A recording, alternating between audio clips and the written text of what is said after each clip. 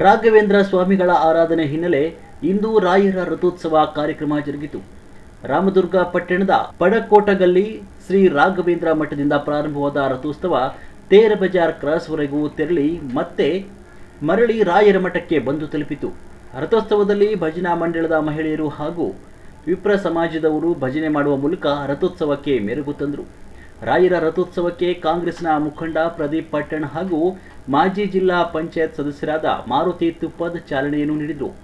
ರಾಯರ ರಥಕ್ಕೆ ಹೂಗಳಿಂದ ಅಲಂಕರಿಸಲಾಗಿತ್ತು. ರಥೋತ್ಸವದ ನಂತರ ರಾಯರ ಬೃಂದಾವನಕ್ಕೆ ಅಲಂಕಾರ ಸೇರಿದಂತೆ ವಿವಿಧ ಧಾರ್ಮಿಕ ಕಾರ್ಯಕ್ರಮಗಳು ಜರುಗಿದವು.